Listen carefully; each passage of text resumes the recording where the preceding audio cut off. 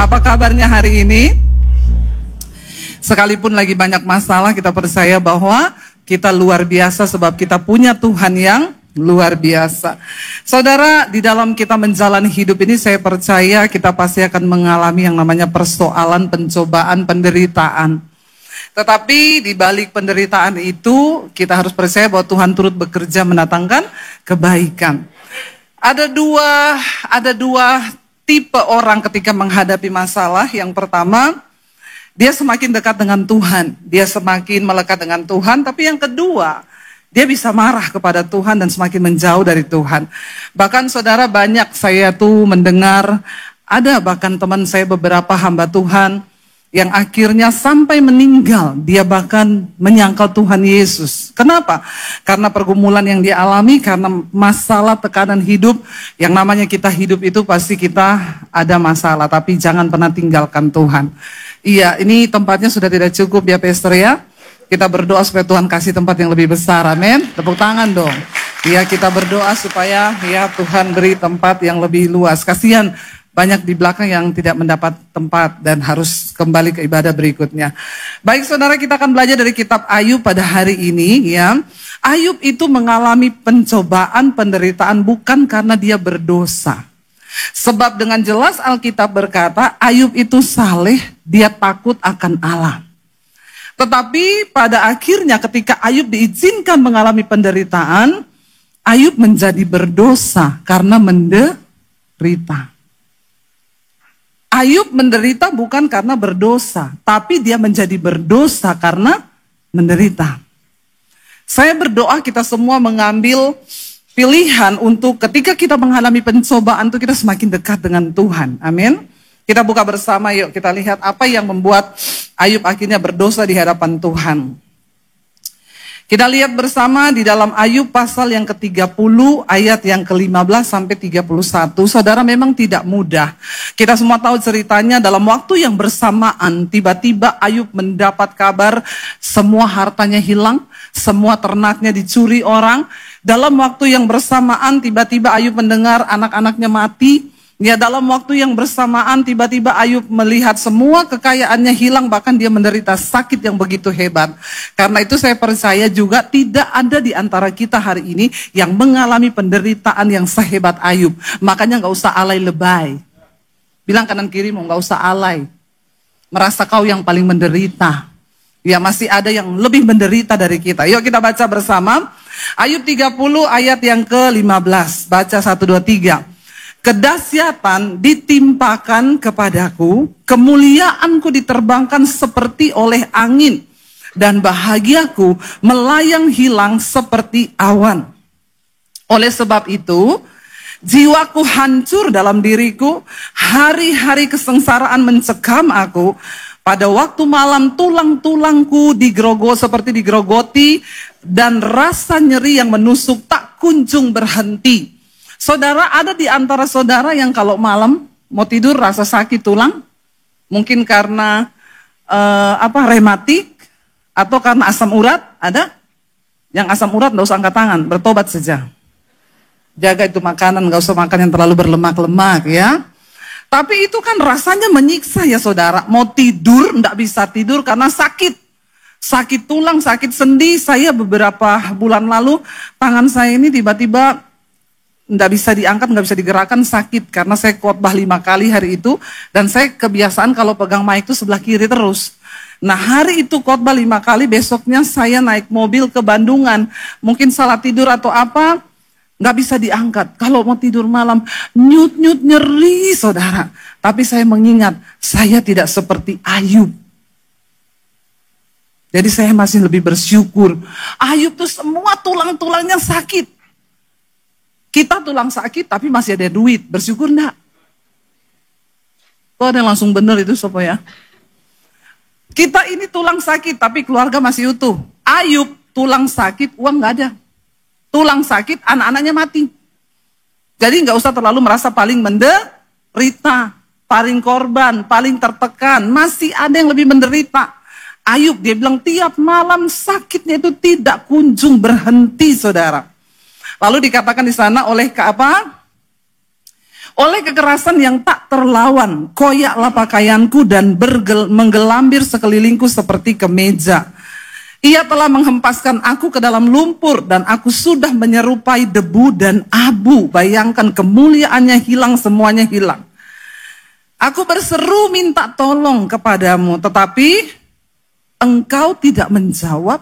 Aku berdiri menanti, tetapi engkau tidak menghiraukan aku.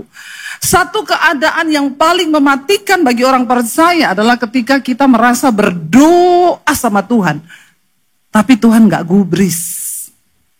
Ketika kita merasa kita sudah berseru sama Tuhan, tapi kita gak dapat jawaban. Kita merasa kayaknya Tuhan tuh cuek sama kita. Berapa banyak yang merasa sudah berdoa tapi belum dijawab Tuhan? Sering kali kita seperti itu. Nggak ada yang merasa belum dijawab, semua sudah dijawab ya. Kalau itu saya nggak jadi khotbah. Kita tutup dalam doa ya, Pak Michael, doa berkat. Saudara, sering kali kita ini berdoa tapi kita merasa kok Tuhan nggak jawab ya.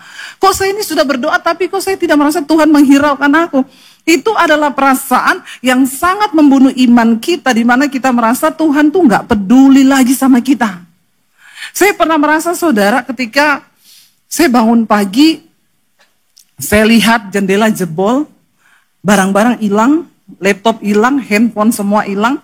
Waktu di total hampir 100 juta lebih kehilangan. Lalu saya itu merasa, Tuhan, kenapa Tuhan tidak melindungi kami?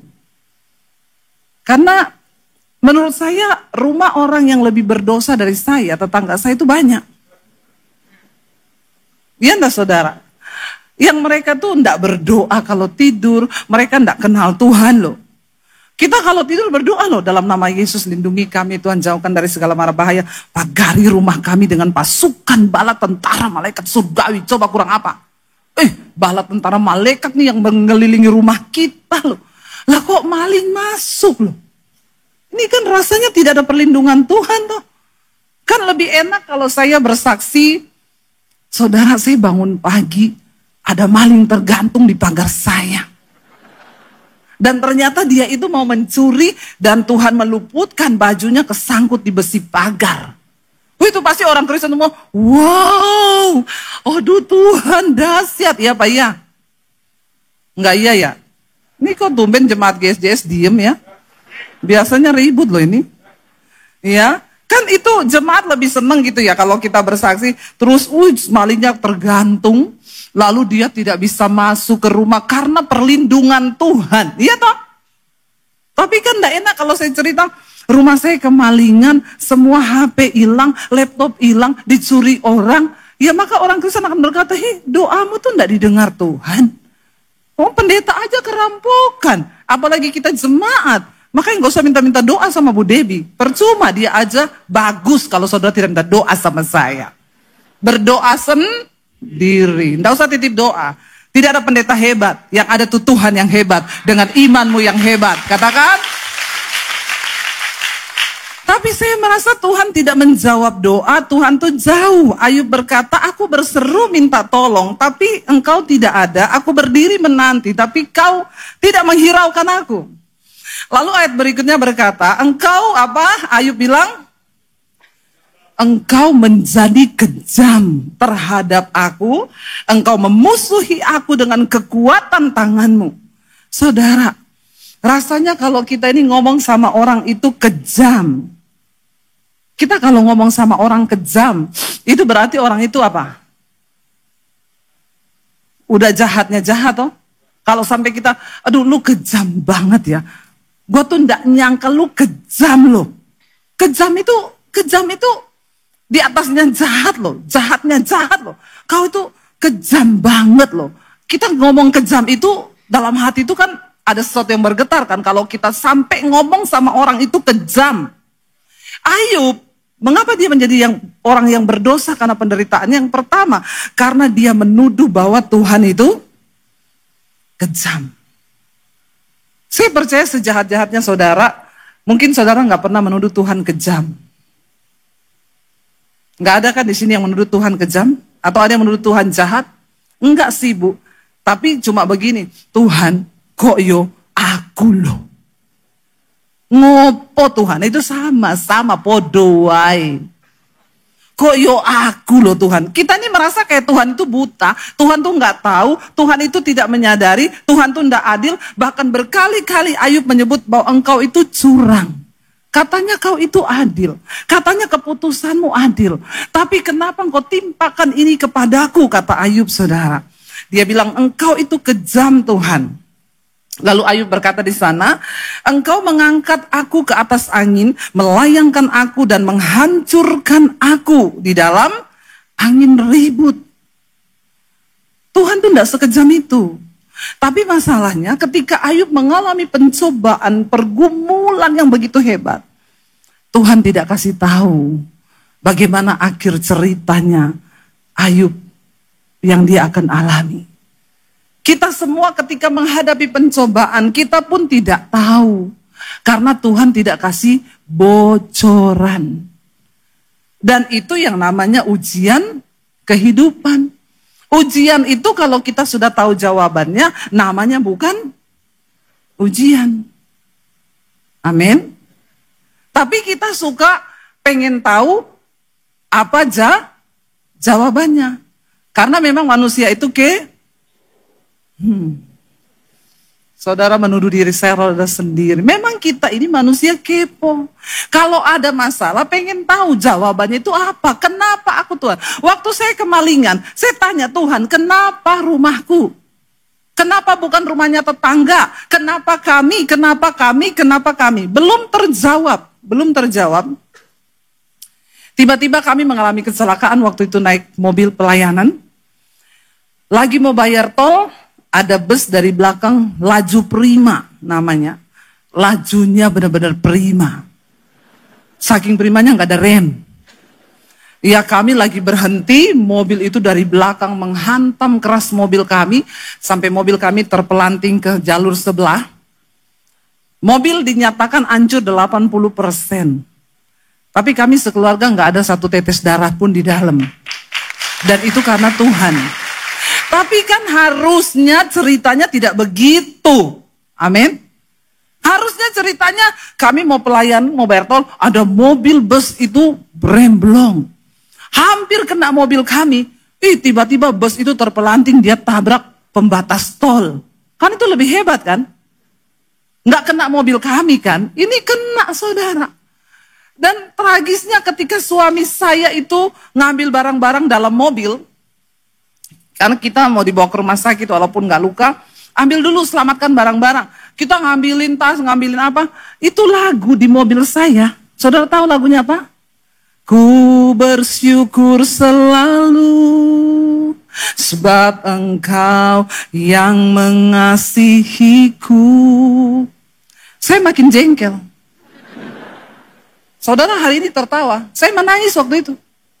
Saya bilang, Tuhan kau tidak adil loh Tuhan.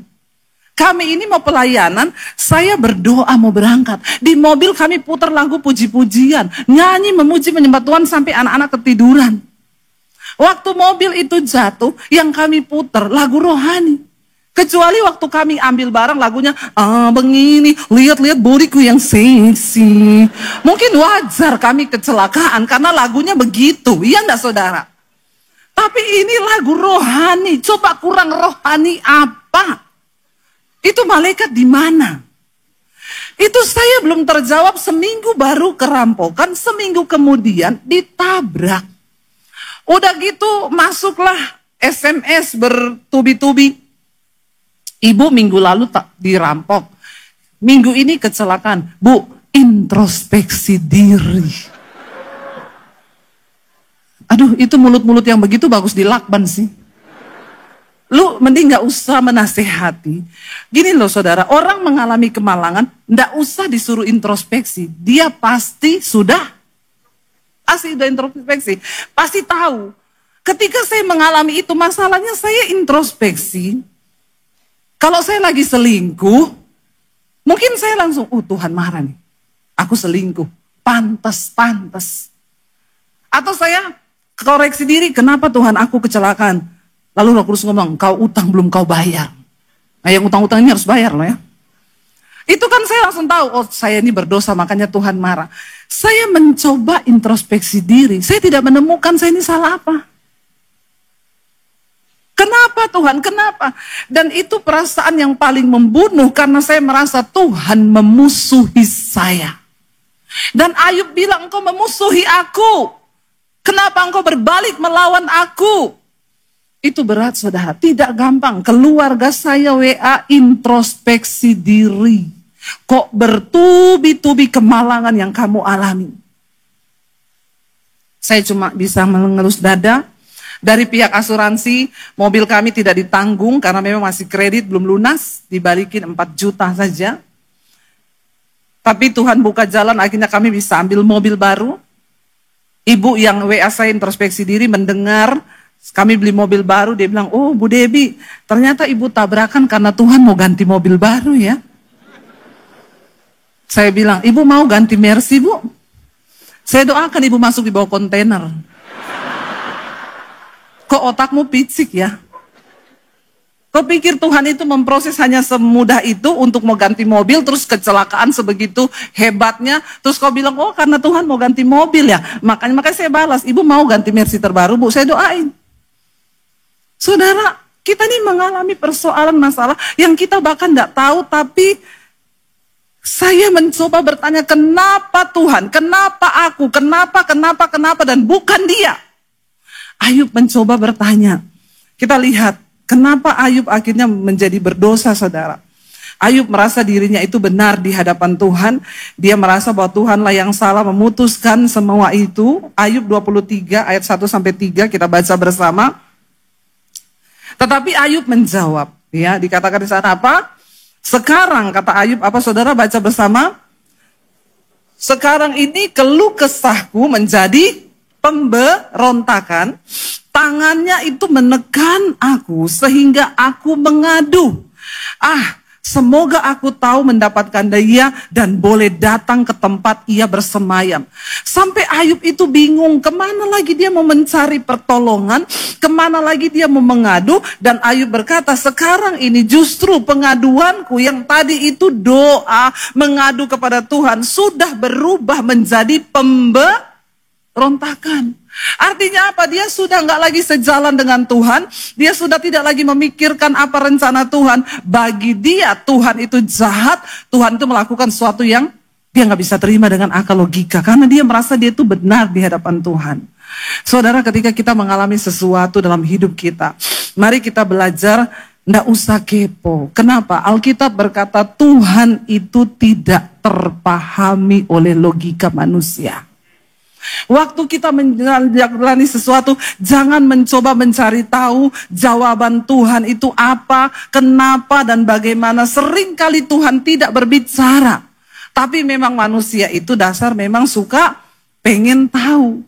Kalau kita ini pengen tahunya terlalu tinggi, malah seringkali kita ini salah di dalam bertindak. Saya tadi cerita, saya ini dulu pernah dijemput mobil polisi saudara, mobil patroli waktu saya SMA. Itu kita ini kan mau ujian Eptanas ya, itu ujian yang paling menentukan lah, ujian akhir. Kami ini lagi belajar kelompok untuk besok ujian fisika. Tiba-tiba lagi belajar, ada orang datang. Mau nggak? Saya punya kunci jawaban untuk pelajaran besok fisika dan matematika. Beli sekian ratus ribu, saya ingat waktu itu. Jadi kami ada berapa orang, kita urunan. Saya mau tanya, kalau saudara juga jadi manusia normal seperti saya waktu itu. Lalu saudara belajar, ada orang datang jual kunci jawaban. Saudara beli enggak? Bertobat loh ya. Kau sudah mengenal kebenaran ya. Kalau waktu itu saya belum ya. Saya belum mengenal Tuhan Yesus loh. Kenapa kita pengen beli kunci jawaban? Supaya besok ketika kita di ujian itu sudah tidak apa? Berpikir keras lagi dan sudah pasti hasilnya bagus. Itu harapan kita. Tapi ternyata seringkali terlalu kepo, akhirnya bisa kita melanggar hukum. Sudah pas ujian fisika dengan senyuman kita lihat, sama benar sama yang kita pelajari tadi malam. Tutup mata saya lingkar. Karena saya sudah tahu jawabannya. Jadi saya menghadapi ujian tidak berkeringat, tidak pakai otak lagi, tinggal. Masalahnya Tuhan itu mengizinkan kita mengalami ujian, tapi Tuhan gak kasih kunci jawaban. Disinilah kita perlu iman, percaya bahwa firman Tuhan itu ya dan amin. Selesai ujian fisika, udah dikumpul soalnya, pengumuman, polisi datang ke sekolah. Ada apa ya polisi datang ke sekolah? Semua siswa masuk ke kelas. Pengumuman, ada kejadian polisi datang ke sini menjemput beberapa siswa yang namanya akan disebutkan. Karena ketangkep ada yang mencuri ujian Eptanas dan dijual. Dan dari hasil penyelidikan, dia menyatakan ada beberapa dari sekolah kita yang membeli. Saya akan sebut namanya, silakan keluar. Debbie Basir. Jangan tepuk tangan. Keluar saudara kalau saudara tepuk tangan. Memalukan itu, ya.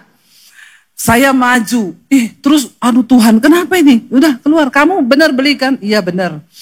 Kita disuruh naik mobil patroli. Asik keliling kota, Pak. Pawai, ya. Waduh, panik saudara. Sampai di kantor polisi tanya, kamu tahu nggak kesalahan kamu tuh apa? Saya balik tanya sama polisi, Bapak, kalau Bapak jadi kami, kira-kira apa yang Bapak lakukan? Bapak lagi mau menghadapi ujian yang berat, besok penentuan. Tiba-tiba Bapak diantari kunci jawaban. Kira-kira Bapak beli enggak? Polisinya nggak bisa jawab, lalu dia bilang, ya udah pulang, kalian pulang. Tanda tangan saya di situ, benar toh? Benar, kita dipulangkan. Saudara, kunci jawaban itu memang penting. Tapi seringkali kau jangan mendahului waktu Tuhan. Kalau Tuhan belum kasih tahu, diam aja. Jalani ujianmu, mau berkeringat, mau berair mata, mau berpeluh, mau berbeban pikiran. Jalani dengan ucapan syukur. Amin. Karena kalau terlalu kepo, bisa jadi dosa. Akhirnya Ayub bilang, keluh kesahku berubah menjadi pemberontakan. Gara-gara dia tunggu, kenapa Tuhan gak jawab? Kenapa dia gak bicara? Kenapa dia gak kasih tahu? Waktu engkau diizinkan Tuhan mengalami persoalan, tantangan, pergumulan, jalani dengan hati dan ucapan syukur. Supaya Tuhan melihat, oh ujian iman dia lulus, dia gak macem-macem. Dan setelah itu saudara, kita baru tahu. Seringkali jawaban itu kita baru tahu terakhirnya, oh ternyata Tuhan tuh maunya begini. Satu hal yang harus kita pegang, Alkitab berkata bahwa rencana Tuhan itu tidak pernah gagal. Jangan biarkan saudara, jangan biarkan pergumulanmu, jangan biarkan keluh kesahmu, doamu, pergumulan yang kau pengen tahu ini kenapa Tuhan, kenapa? Itu akhirnya karena kau tidak temukan, kau jadi memberontak sama Tuhan. Akhirnya banyak orang, nggak gereja-gerejaan, nggak Tuhan-Tuhanan, nggak pelayanan-pelayanan. Aku ini hidup begini-begini, kenapa tantangan ujiannya begitu berat? Jangan saudara, jangan ya nak ya. Jangan ya. Katakan aku percaya Tuhan engkau sanggup. Kita lihat apa yang akhirnya Tuhan lakukan kepada Ayub. Tuhan murka saudara sama Ayub. Baca Ayub 40, ayat yang ke-6 mulai. Ayub 40 ayat yang ke-6. Maka, baca bersama, dari dalam badai Tuhan menjawab Ayub. Apa Tuhan bilang sama Ayub? Bersiaplah engkau, sebagai laki-laki aku akan menanyai engkau, dan engkau memberitahu aku. Apakah engkau hendak meniadakan pengadilanku, mempersalahkan aku, supaya engkau dapat membenarkan dirimu? Ayub berubah sikapnya jadi mempersalahkan Tuhan. Saya mau tanya saudara, Tuhan itu salah enggak? Enggak, dia benar, dia Bapa dari segala kebenaran. Masalahnya kita ini tidak tahu nanti ujungnya itu seperti apa. Tapi karena kekepoan kita banyak tanya, akhirnya jadi salah. Lalu Tuhan bilang begini, apakah lenganmu itu seperti lengan Allah? Dan dapatkah engkau mengguntur seperti dia? Hiasilah dirimu dengan kemegahan dan keluhuran, kenakanlah keagungan dan semarak. Luapkanlah amarahmu yang bergelora Dan amat-amatilah setiap orang yang congkak dan rendahkanlah dia. Ayub ini marah sama Tuhan. Dengan kesombongan dia merasa dia benar. Akhirnya dia terus menuduh Tuhan yang jahat. Saudara, apapun yang terjadi dalam hidup kita, Tuhan tidak pernah salah. Dia selalu benar. Bagian kita menjalani hidup ini dengan percaya kepada Tuhan. Saya kemarin ketemu, kita baru pulang dari Bali beberapa hari yang lalu. Di sana ya kita berkumpul dengan 100 orang pendeta dari pedalaman, dari desa-desa. Saya mendengar banyak penderitaan mereka dalam pelayanan, saudara. Bagaimana kadang mereka tidak bisa makan, mereka bergumul, tapi mereka tetap menaruh hati percaya kepada Tuhan. Lalu ada seorang ibu pendeta bersaksi. Dia tuh bersaksi ketika terjadi tsunami di kota Palu, saudara. Kita ingat ya dulu tsunami yang menelan korban sampai ribuan orang mati. Jadi saudara, ibu itu bercerita, ketika kejadian itu, suaminya itu gembala, tapi suaminya pelayanan di desa. Ibu ini tidak mau jadi ibu gembala, dia masih kerja sekuler pada waktu itu. Ketika ada kejadian di kota Palu itu, dia berangkat ke kantor, saudara, karena kantornya itu di pinggir laut ketika terjadi tsunami. Lalu tiba-tiba tsunami itu datang, dia dengan 2 orang sepupunya. Ketika tsunami datang, ibu itu tergulung di dalam air laut dalam tsunami itu 1 jam. 1 jam, bukan 1 menit loh, 1 jam. Kita sekarang mendengar banyak berita-berita tentang akan ada tsunami. Jangan takut, kalau belum waktunya kau mati, kau tidak akan mati. Gak usah takut berlebihan, tapi kalau sudah waktunya mati, mending siap-siap, amin. Loh benar, kita mau apa yang kita bisa lakukan? Tidak ada yang bisa kita lakukan. Sebaiknya kita merendahkan diri, bertobat, akui dosa kita dan tinggalkan semua dosa itu. Dia cerita, ibu tahu tsunami yang pertama datang, saya tergulung masuk dalam ombak besar itu. Lalu 1 jam di dalam air terjadi komunikasi dia dengan Tuhan. Waktu dalam air dia keminum air begitu banyak, dia bilang, Tuhan aku mati. Dia protes dalam air, dia bilang, kenapa aku Tuhan? Suamiku pendeta, aku masih punya anak kecil, kenapa aku mati sekarang di tsunami ini? Kenapa kau tidak luputkan? Dia bilang, ibu saya dengar Tuhan tuh ngomong begini, anakmu, suamimu, semua yang kau miliki, itu milikku, bukan milikmu. Jadi berhentilah berpikir bahwa itu milikmu. Dia kan takut mati, nanti kalau saya mati, anak saya siapa yang urus, suamiku, terus suamiku hamba Tuhan. Terus Tuhan tuh bilang gini, jangan pernah engkau mengandalkan apapun yang kau miliki di dunia. Karena kau lihat sekarang, ketika ini terjadi, siapa yang menolongmu? Walaupun kau kaya, uangmu bisa lakukan sesuatu, sekarang kau dalam air. Ya, sekarang kau tidak bisa apa-apa. Lalu Tuhan tuh ngomong sama dia begini, yang ketiga, belajar berserah kepadaku. Serahkan hidupmu sungguh-sungguh kepadaku. Lalu dia bilang, di dalam air itu Bu, saya bilang, Tuhan, aku berserah. Aku tidak bertanya kenapa aku yang mengalami ini. Aku tidak akan berpikir lagi anakku, suamiku itu mereka milikmu. Yang ketiga, aku tidak akan mengandalkan siapapun. Aku berserah kepadamu hidupku. Tiba-tiba dia terangkat ke atas air. Dia lihat ada jergen di situ, saudara. Jergen. Tiba-tiba ada jergen putih besar, dia peluk jergen itu, ya. Dia bilang, setelah saya peluk Bu, ombak yang kedua datang, tsunami yang kedua. Dia tergulung lagi di dalam air tsunami itu, dia peluk jergen itu, setelah itu dia keluar dari dalam air, dia bilang tuh kayu sudah terasa menusuk di kepala semua, air udah hitam lumpur.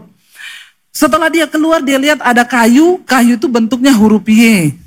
Ya, dia bilang saya kok diingatkan Y itu Tuhan Yesus. Dia berusaha meraih kayu sebatang pohon itu, dia peluk pohon itu karena jergennya sudah terlepas, saudara. Dia peluk pohon itu, akhirnya dia terapung-apung. 1 jam kemudian dia sadar, dia lihat dia di atas pohon. Bayangkan dia terbawa arus itu sampai ke atas pohon. Dia bilang, saya tuh lihat Bu, udah mayat bergelimpangan, udah sampah semua di situ. Dia minta tolong, orang juga nggak ada yang tolong karena semua lagi sibuk menyelamatkan diri sendiri. Benar Alkitab bilang, pada hari kemurkaan harta tidak berguna. Makanya kalau saat ini saudara punya harta, Tanya Tuhan, buat apa harta di tanganku ini Tuhan? Jangan sampai sudah datang hari kemurkaan, hartamu bahkan tidak bisa menolong engkau. Amin. Lalu saudara, dia akhirnya ditolong orang, dia bilang, Bu, yang pertama, Tuhan nyatakan perlindungan yang sempurna buat saya. Ibu tahu, semua orang yang keluar dari tsunami itu, saya punya sepupu 2 juga selamat, Bu, tapi mereka semua telanjang. Karena kena hembusan ombak yang begitu hebat. Semua yang dipakai ini hilang. Anting hilang, jam hilang, baju hilang. Tidak ada satupun yang menempel. Tapi dia komplit semuanya utuh. Sampai jam tangannya masih jalan. Dia lihat jam 7 malam waktu itu. Jadi dia tahu dia 1 jam berada di dalam ombak. Karena dia jamnya masih hidup. Yang kedua, Bu, saya lihat di situ, benar-benar Tuhan menyatakan perlindungan. Sepupunya dia kan selamat. Setelah seminggu kemudian meninggal karena dokter menyatakan kebanyakan dia menelan lumpur di dalam tsunami itu. Tapi dia selamat. Sejak saat itu dia putuskan untuk sungguh-sungguh melayani Tuhan. Dia ikut suaminya di desa, saudara, dan dia jadi ibu gembala. Jangan tunggu yang seperti itu terjadi dulu, baru kau mau serahkan hidupmu untuk Tuhan. Hari ini kalau kau masih mendengarkan, ini kesaksian hidup loh. Benar-benar nyata dia cerita. Bu, benar, saya belajar, benar. Tidak ada satupun yang bisa kita andalkan di dunia ini. Dan tidak usah bertanya, dia bilang. Tuhan bilang, jangan bertanya. Kan dia bilang, kenapa aku Tuhan? Waktu dalam air, kenapa aku Tuhan? Banyak orang lain, kenapa kau tidak luputkan aku? Kau tidak cegah aku pergi ke tempat itu? Kenapa aku harus mengalami ini? Tuhan bilang, hidupmu itu di tanganku. Kau harus belajar menyerahkan hidupmu kepadaku. Karena banyak orang mengaku Kristen, tapi tidak sungguh-sungguh menyerahkan hidupnya pada Tuhan. Yang terakhir kita baca, saudara, saya undang para imam musik maju ke depan. Akhirnya Ayub bertobat di hadapan Tuhan. Dan Ayub berdoa kepada Tuhan. Ayub pasal 42, saudara. 1 sampai yang ke-6. Ayub berkata begini, maka jawab Ayub kepada Tuhan. Aku tahu bahwa engkau sanggup melakukan segala sesuatu dan tidak ada rencanamu yang gagal. Firmanmu, siapakah dia yang menyelubungi keputusan tanpa pengetahuan? Itulah sebabnya tanpa pengertian tanpa pergantian aku telah bercerita tentang hal-hal yang begitu ajaib bagiku dan yang tidak ku ketahui. Ada banyak hal di hidup ini yang kita tidak mengerti. Tapi belajarlah percaya bahwa rencana Tuhan itu tidak pernah gagal dan tidak pernah salah, saudara. Dan kita tahu, saudara, akhirnya Ayub berkata begini, firmanmu, dengarlah, maka aku akan berfirman, aku akan menanyai engkau, supaya engkau memberitahu aku. Hanya dari kata orang, aku dulu mendengar tentang engkau, tetapi sekarang mataku sendiri melihat engkau.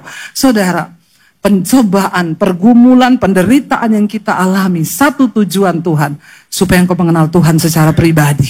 Supaya engkau berjumpa dengan Tuhan secara pribadi. Hari ini, apapun yang sedang kita lewati, tidak usah bertanya. Jalani dengan iman, percaya Tuhan turut bekerja, mendatangkan kebaikan di hidup kita. Bangkit berdiri bersama, saudara.